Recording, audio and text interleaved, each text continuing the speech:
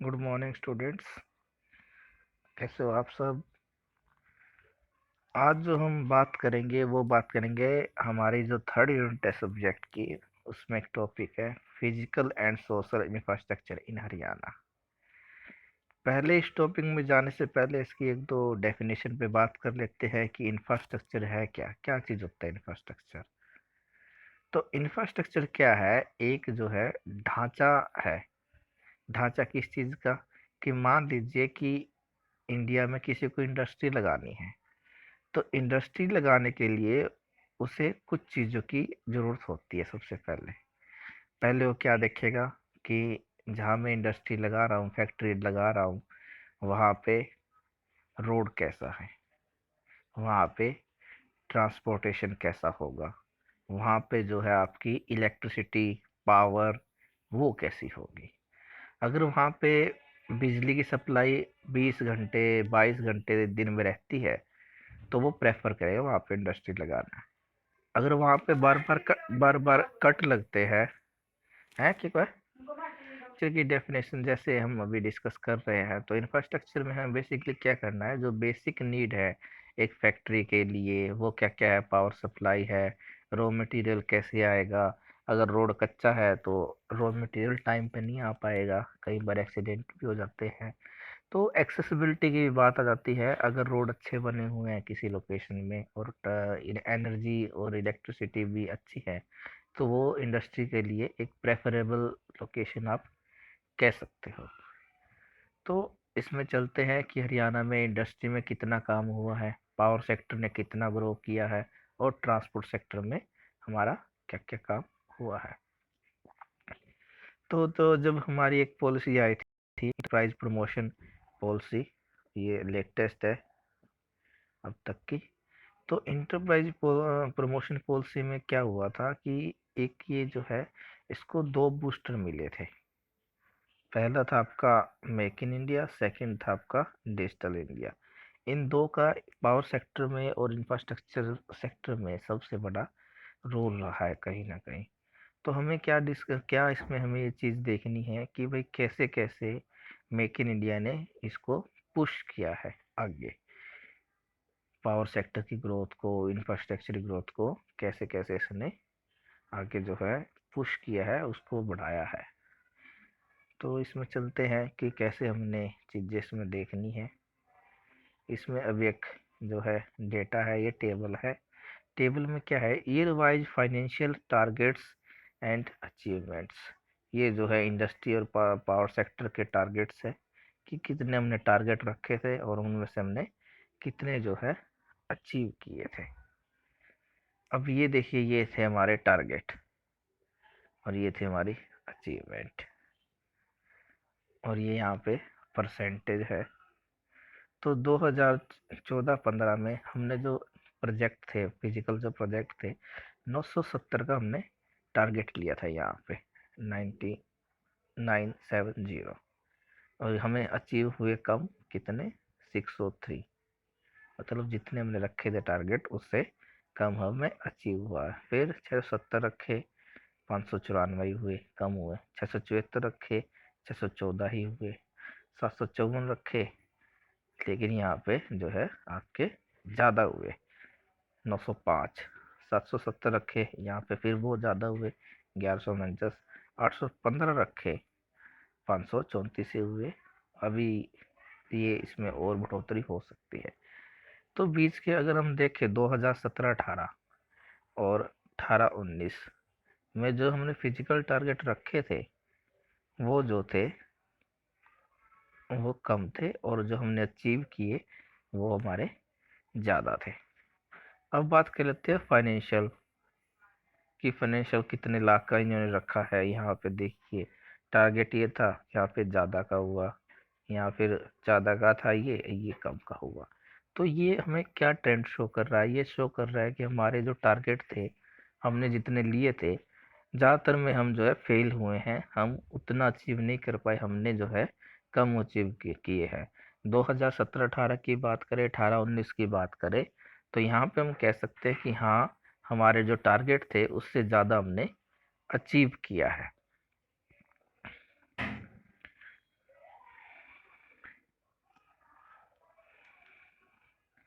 तो इंडस्ट्री को बूस्ट करने के लिए क्या क्या जो चीज़ें यहाँ पे गवर्नमेंट ने इनिशिएट लिया है जिन चीज़ों का, वो उन चीज़ों की हम यहाँ पे बात करते हैं। यहाँ पे एक पॉइंट आता है prime minister's employment guarantee programme scheme. The main objective of this scheme are to provide employment opportunity for setting up venture in micro, small and medium enterprises.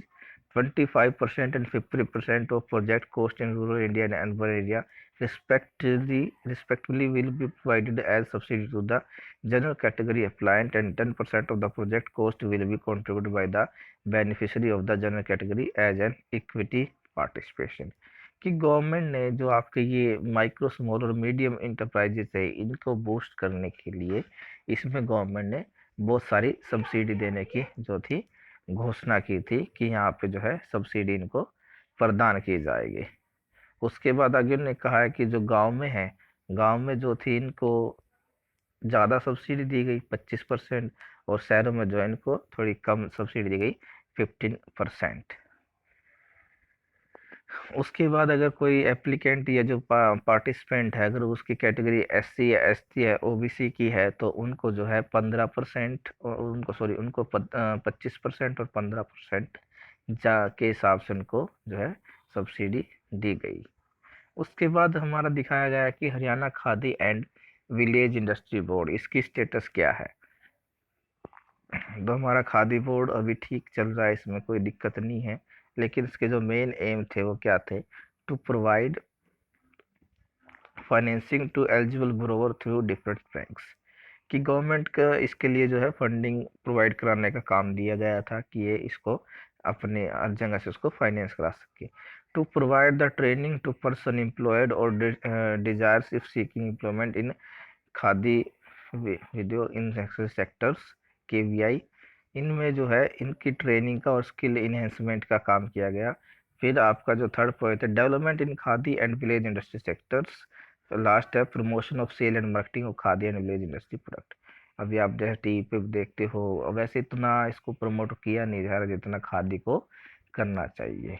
उसके बाद प्राइस की बात करें तो काफ़ी महंगा है खादी का कपड़ा, ये भी हमें कहीं ना कहीं देखना पड़ेगा।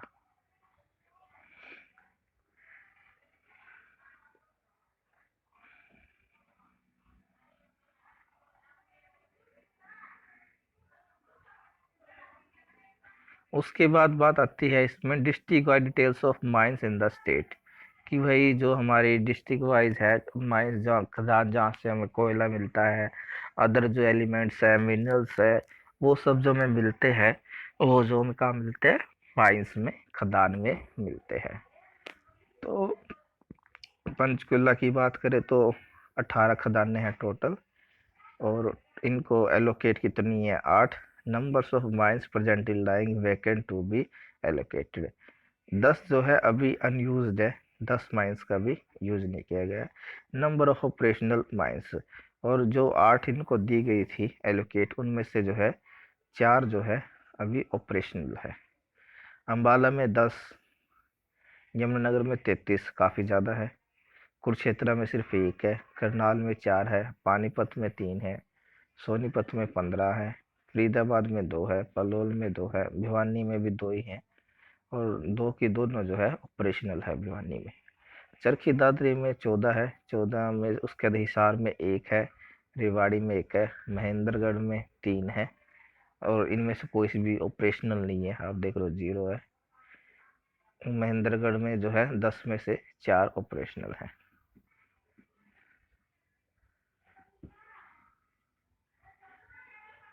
उसके बाद बात आती है इलीगल माइनिंग की, कि जो चोरी छिपे कोयला इधर से उधर स्मगल करते हैं, या कोई और मिनरल्स है और कोई मेटल है जो है वो जो है, तो इलीगल जो स्मगलिंग करते हैं इसकी, इधर से उधर जो है इलीगल तौर पे कोयले को लेके जाते हैं, उन पे जो है पुलिस काफ़ी शिकंजा कसे हुए है, और उनको जो है रेड करती है, उनका चालान काटती है, फाइन करती है, व्हीकल सीज उनका लास्ट एक्शन आप कह सकते हो। तो ऐसे इलीगल माइनिंग में बहुत सारे गाड़ियाँ भी पकड़ी जाती है। तो पानीपत और करनाल में जैसे ये इन्होंने 32 है, फरीदाबाद में 55 है, सोनीपत में 60 है, यमुनानगर में तो बहुत ज़्यादा है 149, गुरुग्राम एंड नू 19, महेंद्रगढ़ एंड नारनौल 47, अम्बाला 20, हिसार एंड फतेहाबाद सिर्फ 2 है, सिरसा 0, रोहतक एंड झज्जर 0, पंचकुला 28, चरखी दादरी 0, कुरुक्षेत्र 10, रेवाड़ी 1, भिवानी 0 और जींद जो है 4। तो बेसिकली ये जो है बॉर्डर पे पड़ जाते हैं, जो जैसे एक नाका लगा देती है पुलिस बॉर्डर पे, जैसे पानीपत और करनाल का बीच में बॉर्डर पड़ता है वहां पे लगा देती है। तो ऐसे जो है दोनों डिस्ट्रिक्ट की मॉनिटरिंग एक साथ हो जाती है। फिर इन्होंने बताया कि cases of illegal mining came to notice and action taken, कि भाई जैसे जैसे इलीगल माइनिंग के जितने केस आए उनमें कितनों पे एक्शन हुआ।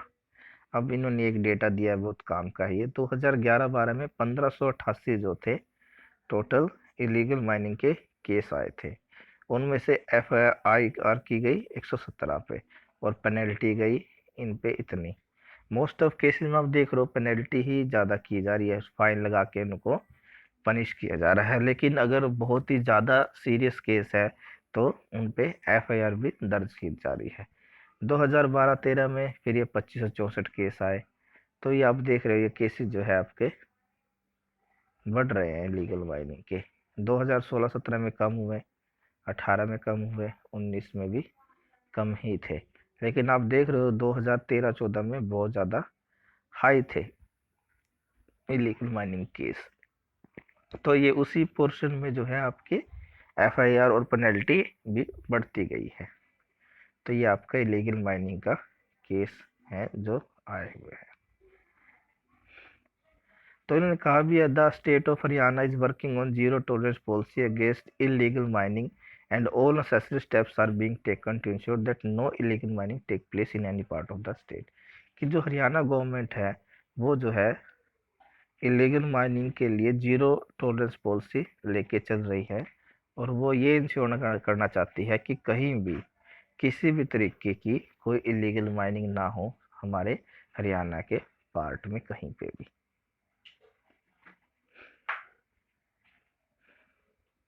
उसके बाद इस टेबल में बात होती है revenue receipt collection from mining, कि हमारा जो ये माइनिंग से कितना हमारा पैसा हम करते हैं, ये आप देख लीजिए इनकम हमारी कैसे इसमें बढ़ती जा रही है।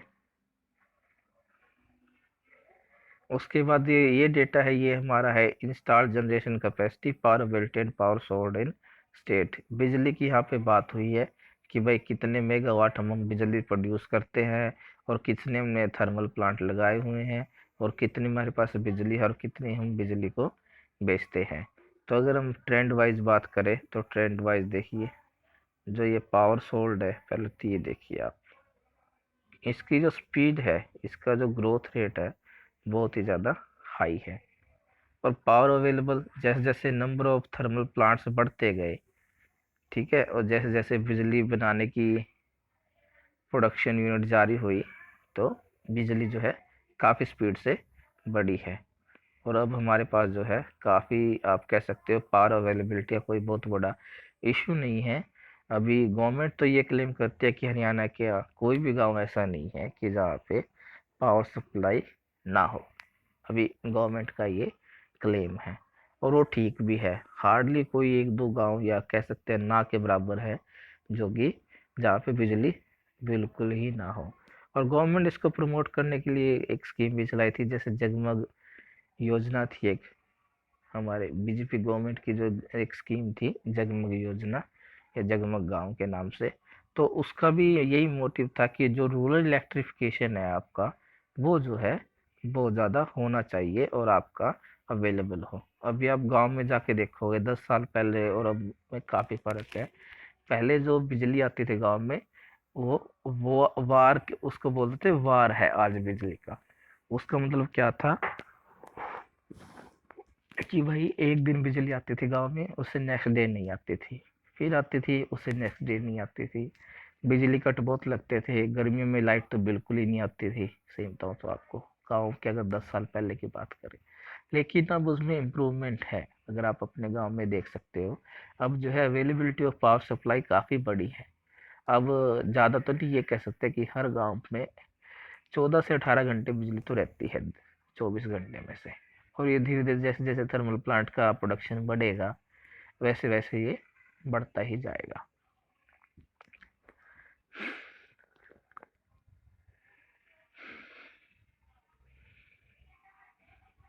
फिर इसमें बात होती है number of electricity consumer in state, कि हमारे इलेक्ट्रिसिटी कंज्यूमर्स कितने रहे हैं और ये कैसे कैसे बढ़े हैं। तो ये हमारा डेटा है। डोमेस्टिक में हम जो है बिजली का थोड़ा कम चार्ज लेते हैं। जो हम घरों में बिजली यूज़ करते हैं वहाँ पे हम ये मान लीजिए 4 रुपये यूनिट या 5 रुपये यूनिट ही है जो घरों में बिजली यूज़ होती है। फिर आपका नॉन डोमेस्टिक दुकान वगैरह है। दुकान पे जो हम चार्ज करते हैं बिजली का वो थोड़ा सा ज़्यादा होता है घर की बजाय। फिर आपका इंडस्ट्रियल, इंडस्ट्रियल में बिल्कुल ही ज़्यादा होता है, हाई चार्ज बिल्कुल। जैसे आपके मॉल है, कोई फैक्ट्री है, वहाँ पे जो बिजली होगी वहाँ पे वो उसको काफ़ी महंगी पड़ेगी। फिर एग्रीकल्चर सेक्टर, एग्रीकल्चर सेक्टर में तो आप ये कह लीजिए कि पूरी तरह से फ्री है बिजली, कोई बिल नहीं आता है, 100% सब्सिडी है इलेक्ट्रिसिटी की। तो यहाँ पे आप देख रहे हो सबसे सस्ती जो है आप कह सकते हैं एग्रीकल्चर सेक्टर में बिजली, फिर डोमेस्टिक में, फिर नॉन डोमेस्टिक में, और सबसे महंगी जो है इंडस्ट्रियल सेक्टर में। लेकिन जैसे जैसे ये इसका प्राइस कम या ज़्यादा हो रहा है यहाँ पे अलग अलग सेक्टर में बिजली का, वैसे वैसे उनकी क्वालिटी भी अलग अलग हो रही है। जो एग्रीकल्चर सेक्टर में बिजली आती है वो बिल्कुल ख़राब क्वालिटी की बिजली होती है। वो कैसे, मतलब वहाँ पे जो बिजली दी जाएगी वो उसमें हाई कट लो कट बहुत लगते हैं, आएगी जाएगी, कम आएगी डिम आएगी, कभी बहुत तेज कभी बहुत कम। इससे क्या होगा कि आपका जो है जो मोटर है मशीन की या अदर इक्विपमेंट्स है इलेक्ट्रॉनिक्स आपके वो खराब जल्दी जल्दी होते हैं। फिर डोमेस्टिक, डोमेस्टिक में थोड़ी ठीक क्वालिटी होती है बिजली की, हाई कट लो कट थोड़े कम लगते हैं। आप कह सकते हो ऐसी बिजली होती है कम लगते हैं, लेकिन लगते हैं इसमें हाई कट लो कट थोड़े होते हैं। फिर नॉन डोमेस्टिक जो दुकान वगैरह में यूज होती है उसकी क्वालिटी थोड़ी और बढ़िया, लो कट ना के बराबर, और इंडस्ट्रियल में बिल्कुल ही स्टेबल, हाई कट लो कट का कोई चांस ही नहीं है, क्योंकि बहुत भारी भारी मशीन है, बहुत ज़्यादा महंगी इक्विपमेंट्स है, तो वो तो ख़राब हो गए तो बहुत ज़्यादा उसका जो है लॉस होगा। तो जितनी महंगी बिजली है उतनी अच्छी क्वालिटी इनको दी जा रही है। उसके बाद इसमें सेक्टर वाइज कंज्यूम्ड है कि कैसे कैसे किस सेक्टर में कितनी बिजली जो है आपकी कंज्यूम हो रही है। तो इसमें देख लीजिए इंडस्ट्रियल सेक्टर में तो बहुत ज़्यादा है इलेक्ट्रिसिटी कंजप्शन। उसके बाद डोमेस्टिक है, उसके बाद एग्रीकल्चर है, उसके बाद आपका कमर्शियल है जिसमें आपके मॉल्स है, शॉपिंग मॉल्स है, बड़े बड़े होटल्स है, रेस्टोरेंट है, वो सब आ गए हैं। फिर पब्लिक सर्विसेज है, ये है। तो रेलवेज है, इनमें जो है इलेक्ट्रिसिटी कंजप्शन दिखाया गया है। तो उसके बाद जो ये टेबल है इसमें दिखाया गया कि भाई किस सेक्टर में किसके कितने बिल पेंडिंग पड़े हैं। ये लाखों में है कि इतने लाखों के जो है बिल जो है पड़े हुए हैं। तो इसमें देखिए इंडस्ट्री सेक्टर में भी जो है 603.57 लाख जो है बिजली के बिल पेंडिंग है। डोमेस्टिक में भी बहुत ज़्यादा है, बहुत से सारे लोग ऐसे हैं जो बिजली चोरी करते हैं अभी भी और बिल जो है टाइम पे नहीं देते हैं। फिर एग्रीकल्चर सेक्टर है, इसमें कम है, इतने ज़्यादा बिजली बिल पेंडिंग नहीं है क्योंकि सब्सिडाइज है। कमर्शियल सेक्टर में लगभग 500 लाख करोड़ जो है, 500 लाख जो है आपके इसमें पेंडिंग है। गवर्नमेंट डिपार्टमेंट में कुछ ऐसे है जो बिल नहीं भरते हैं। तो इस तरीके से आप देख रहे हो कि इनमें जो है पेंडिंग है बिल, इन्होंने चुकाई नहीं है अभी तक।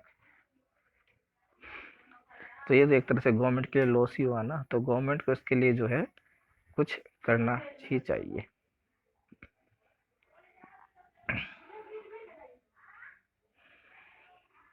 अब बात आती है रोड की कि रोड की क्या स्टेटस है।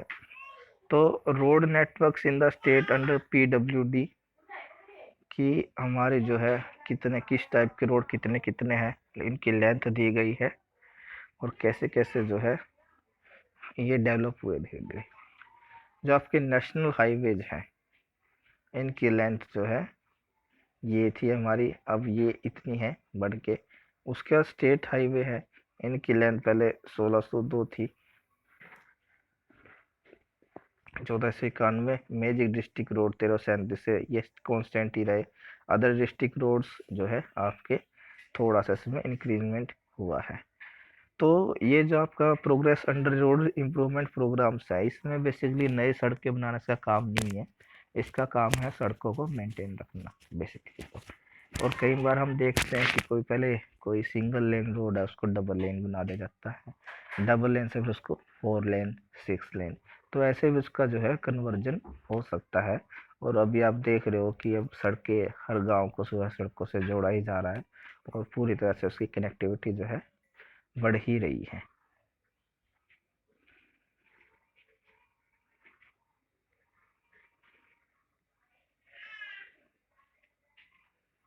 तो उसके बाद ये पैसे है कि वे कितनी फंडिंग दी गई है इनके एलोकेशन के लिए रोड के लिए, और कितना इस पे पैसा खर्च किया गया है।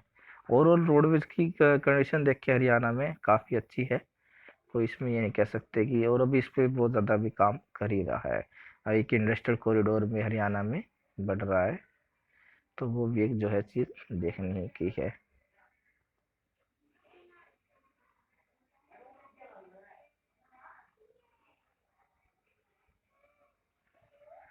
रोडवेज की बात करें तो वैसे तो रोडवेज थोड़ा लॉस में रहता है, और अभी आप देख रहे हो कोविड-19 का तो इस पे बहुत बड़ा इफेक्ट पड़ ही रहा है। काफ़ी टाइम से जो है बसेज नहीं चल रही हैं। लेकिन वैसे भी एक जनरली बात करें तो रोडवेज को जो है हम, और उसका फाइनेंशियल डेटा उठा कर देखें 10 साल का, तो लगभग हर साल जो है रोडवेज जो है लॉस में दिखाई दे रही है। इसके पीछे 3 रीजन है क्यों वो लॉस में है। पहला रीजन तो वही है रिपेयर का, कि रोड जो है कुछ जगह पे बिल्कुल ही ख़राब है, कोई कहीं पे रैश ड्राइविंग है, ट्रैफिक का इशू है, तो बस की रिपेयर पे भी काफ़ी पैसा लगता है। उसके बाद आपकी जो सैलरी है ड्राइवर की, कंडक्टर की, वो काफ़ी हैवी होती है। जितने ज़्यादा सीनियर ड्राइवर होंगे उनको उतनी ही ज़्यादा हैवी सैलरी देनी पड़ती है। तो इस तरीके से ये चीज़ें हैं कि इन वजह से जो है इसमें जो है काफ़ी रहता है इसमें लॉस।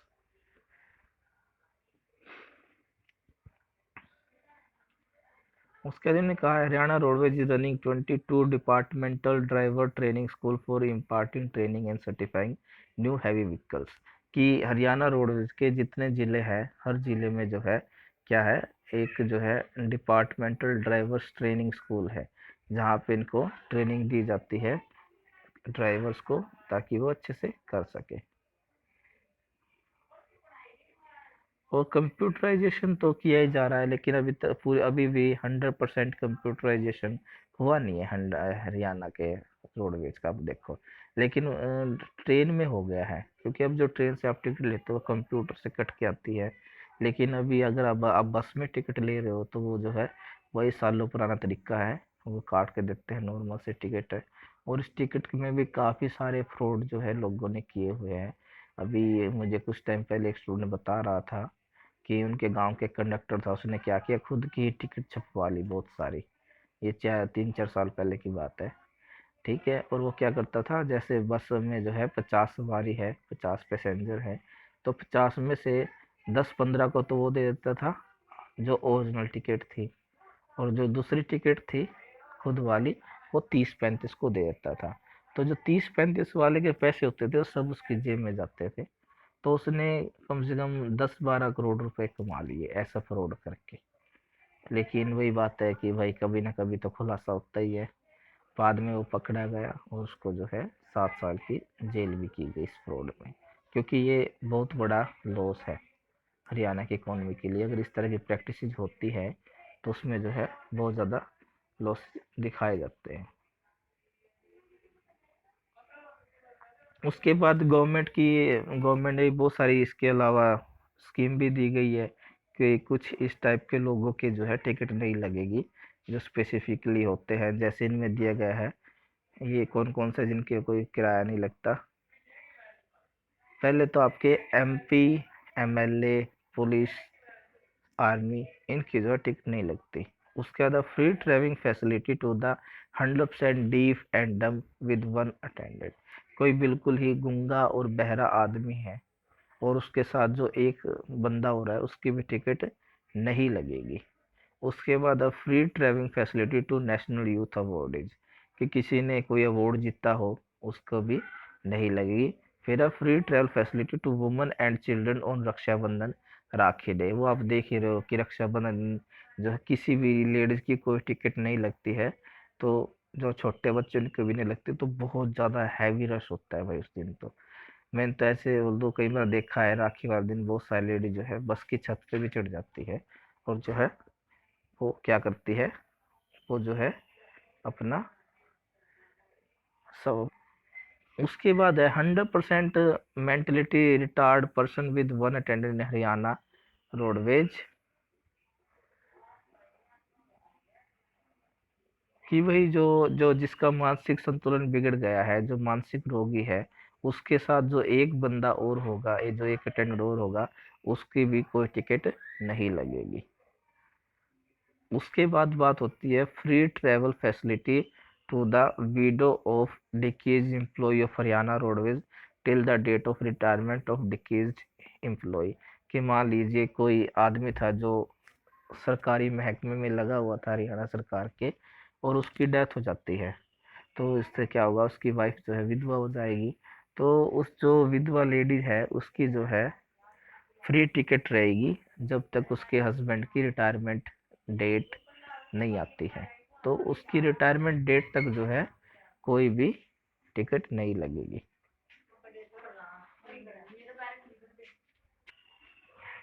तो उसके बाद जो बात है वो क्या है, only 10 single fares are being charge from the male student for monthly passes and girl students are allowed to travel free with effect 1/1/2014, कि 1 जनवरी 2014 से जो लड़कियां हैं उनका जो स्टूडेंट्स है उनकी कोई टिकट नहीं लगती है, उनका जो ट्रैवल बिल्कुल फ्री ऑफ कॉस्ट किया गया है। और दूसरे जो लड़के हैं उनका जो भी पास है वो भी काफ़ी सस्ता बनता है, सिर्फ उनके जो है 10 टिकट के ही पैसे लगते हैं। उसके बाद 50% of the ordinary fare within Haryana for NCC cadets to participate in their training, कि वही उनका जो है किराया आधा माफ हो जाता है जो एनसीसी के कैडेट्स होते हैं और जो ट्रेनिंग में पार्टिसिपेट करते हैं। फिर आपका 50% concession in the bus fare of Haryana Roadways of Haryana resident senior citizen woman on attaining the age of 60 years and man on attaining the age of 65। जो हमारे सीनियर सिटीजन है, अगर महिला है उसकी एज अगर 60 साल है तो उसका सिर्फ आधा किराया लगेगा, और अगर मेल है तो उसकी एज 65 है तो उसका भी आधा ही किराया लगेगा। उसके बाद free travelling facility to the numberdar 10 days in a month from their resident to tehsil, जो गांव में नंबरदार होते हैं उनका भी किराया नहीं लगता। तो गवर्नमेंट ने इन डिफरेंट डिफरेंट कैटेगरीज को जो है फ्री किया गया। अब आगे चलते हैं।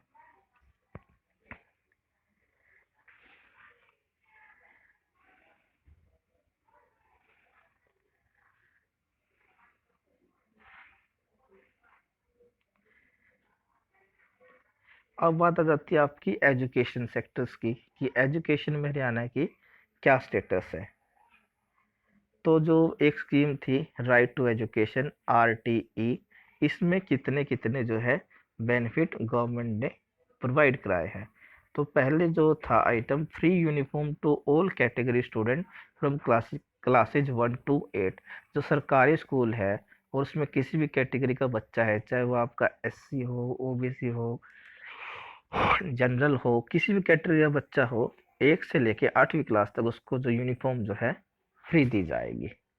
ठीक है, तो इस तरह से उसको ये बेनिफिट्स दिया जाएगा। तो इससे आप देख सकते हो कितने स्टूडेंट जो है बेनिफिट्स में गए हैं, और इस पे 126 करोड़ रुपए लगे हैं गवर्नमेंट के। फिर है free stationery to non SC students, जो SC नहीं है स्टूडेंट्स, मतलब जो OBC और जनरल कैटेगरी के स्टूडेंट है, उनको जो है फ्री स्टेशनरी जैसे कॉपी है, पेन है, वो सारी आइटम जो है इनको दी जाएगी। तो इसमें गवर्नमेंट के 10 करोड़ के आसपास पैसे लगे हैं। फिर है free school bag to non SC students, जो स्टूडेंट SC नहीं है उनके लिए जो है फ्री बैग, जैसे कि OBC के लिए, जनरल कैटेगरी के लिए क्लास 1 से लेके 8 तक प्रोवाइड कराए जाएंगे। इस पे गवर्नमेंट के 11 करोड़ 20 लाख रुपए लगे हैं। फिर है reimbursement of school fee end funds, कि कितने बच्चों की फीस माफ हुई है और उनके ऊपर भी गवर्नमेंट ने जो है, इसमें हर कैटेगरी स्टूडेंट आ गया, 8 करोड़ के आसपास जो है पैसे खर्च किए हैं। फिर बात होती है मिड डे मील की। National programme of nutrition supports of the primary education known as mid day मील।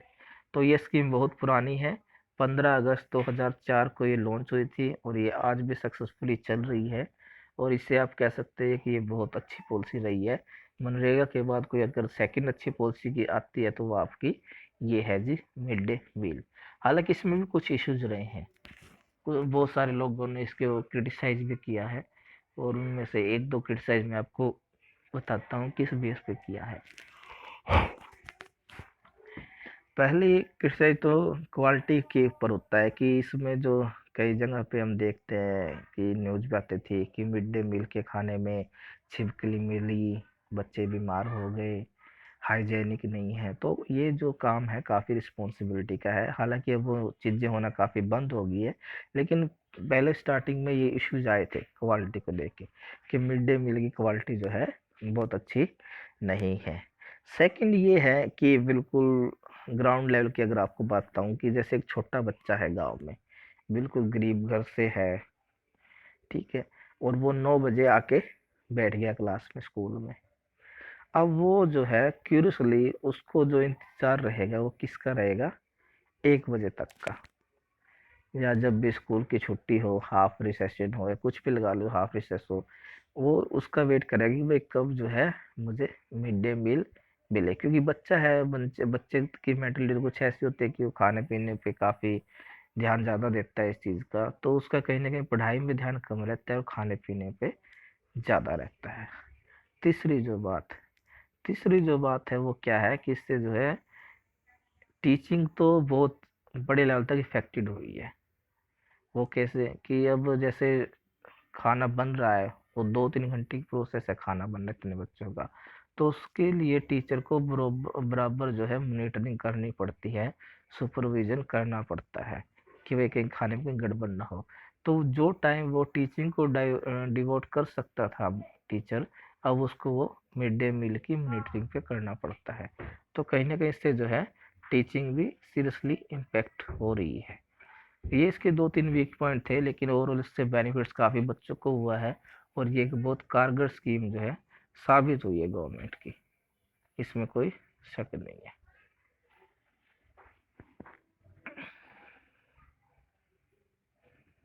उसके बाद ये स्कूल्स है, कितने बच्चे किसके स्कूल में इनरोल्ड हुए हैं। उसके बाद बजट की बात हुई है कि बजट कितने हैं। तो ये उसमें आइटम्स है कुछ, कि कैसे कैसे जो है खाना, किस टाइप का खाना इनको दिया जाता है। तो इसमें देखिए पहले अनाज किस टाइप का है, मिस्सी रोटी विद सीजनल वेजिटेबल्स है। उसके बाद हलवा विद ब्लैक चना है, रोटी विद दाल घिया कद्दू मिक्स वेजिटेबल्स, मीठा दलिया व्हीट सोया पूरी एंड वाइट चना आलू, पौष्टिक दलिया चना उर्द मूंग दाल, साबुत मूंग दाल रोटी, चना दाल पराठा वेजिटेबल स्वीट पूरा एंड खीर। उसके बाद राइस बेस्ड है, पौष्टिक खिचड़ी है, राजमा एंड राइस है, कड़ी pakora mix with season vegetable and rice है, स्वीट राइस है आपके, वेजिटेबल पुलाव काला चना पुलाव, कोकोनट राइस पुलाव। फिर आपका बाजरा बेस्ड है, बाजरा गुलगुले बाजरे की पूरी बाजरे की खिचड़ी बाजरा बिस्किट पीनट चक्के। तो आप देख सकते हो ये जो आइटम्स मिड डे मील में दिए जाते हैं ये काफ़ी पौष्टिक है, जो काफ़ी हेल्दी है। तो अभी जो पहले एक प्रॉब्लम थी मोल न्यूट्रिशन की, जिसे हम कुपोषण कहते हैं, वो भी कहीं ना कहीं इससे दूर हुई है। क्योंकि कुपोषण का मतलब क्या है, कि भाई जब बच्चे के शरीर को पोषण ना मिले, मतलब वो खाना तो खा रहा है लेकिन खाना उसको अच्छी क्वालिटी का नहीं मिल रहा, उसकी वजह से उसकी बॉडी जो है ग्रोथ नहीं कर रही। तो इससे क्या होगा, एक बच्चा जो 10 साल का है वो दिखने में 6 साल का लगता है।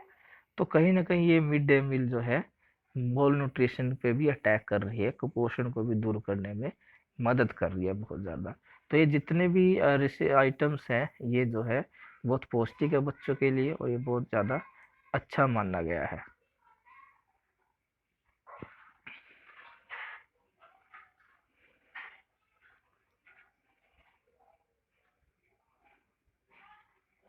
तो इसमें और काफ़ी अच्छी चीज़ इसमें दी गई है मिड डे मील के बारे में। स्कॉलरशिप की बात करें तो अब बच्चों के लिए कि एजुकेशन सेक्टर में स्कॉलरशिप कैसी है, तो उसके लिए इन्होंने one time cash award scheme for schedule caste student in class 1 to 8 कि 1 से लेकर 8वीं तक बच्चों के लिए एक स्कॉलरशिप है एससी स्टूडेंट्स के लिए। फिर monthly stipend to all schedule caste student in classes 1 to 8, 1 से 8वीं तक के लिए भी ये जो है तो स्कॉलरशिप है। उसके बाद monthly stipend for BPF student है। उसके बाद monthly stipend for BCF student of classes है। Education and encouragement of excellent Rajiv Gandhi scholarship middle schools है। तो इसमें जो है सारी जो स्कीम्स है वो जो है कहीं ना कहीं बच्चों को इनक्रेज करने के लिए है। फ्री यूनिफॉर्म्स की बात हो गई, फ्री टेक्स्ट बुक की बात हो गई, तो ये सारी चीज़ें भी इसमें की गई है।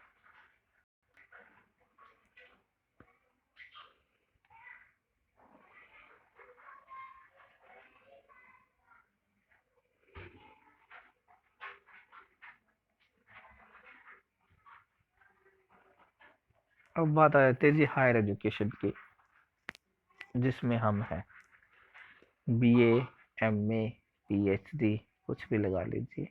अब यहाँ से हमारी बात स्टार्ट होती है हायर एजुकेशन से।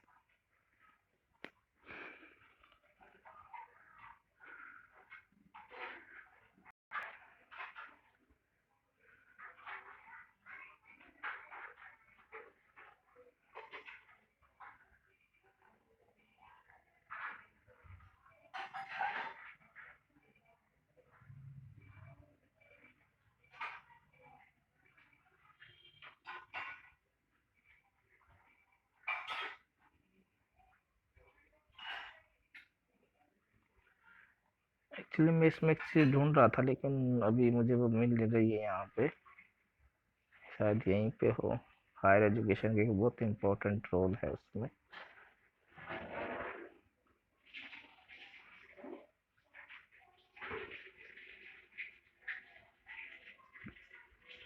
ये रही आपकी रैपिड असेसमेंट सिस्टम, RAS। ये जो है आपका ऑनलाइन डिजिटल परफॉर्मेंस, इसको आप कह सकते हो सेंटर है कि आपकी जो असेसमेंट हो वो सब ऑनलाइन ही ली जाए। जो भी आपके इंटरनल सारा काम है, माइनर टेस्ट है, तो उसके लिए जो है हमारी यूनिवर्सिटी बहुत आगे इसमें बढ़ चढ़ कर काम कर रही है। तो इसके लिए बहुत सारे सॉफ्टवेयर्स है, जैसे अभी लास्ट टाइम हमने जो है एडहिच यूज किया। एडहिच में क्या होता है कि हम जो है स्टूडेंट्स की अटेंडेंस लेते हैं ऑनलाइन, कि कोई रजिस्टर नहीं है, कोई कॉपी पेन वाला सिस्टम नहीं है। क्या करते हैं उस एडहिच में ये होता है कि जैसे एक पूरी क्लास है, उससे आप क्या करो कि सिर्फ अपने फ़ोन से एक फ़ोटो खींच लो और वो फ़ोटो आपको क्या करनी है, अपलोड कर देनी है एडहिच पे। तो वो एडहिच जो है आइडेंटिफाई कर लेगा फेस को, जैसे हम फेसबुक चलाते हैं ना, उसमें चेहरे से पता कर लेते हैं कि इस बंदे का ये नाम है। तो उसमें जो है फेस रिकॉग्निशन सिस्टम होता है एडहिच में। तो उस फोटो से वो अटेंडेंस लगा देगा कि ये स्टूडेंट आज आया था, कल नहीं था। तो ऐसे जो है क्या है, आपका ऑनलाइन सिस्टम उससे हो जाता है। तो ये टॉपिक इम्पोर्टेंट है, ये आपको ध्यान से पढ़ना है, इसमें बहुत कुछ है पढ़ने को और इससे आपकी नॉलेज काफ़ी ज़्यादा बढ़ेगी। तो अब हम नेक्स्ट टॉपिक की बात करते हैं।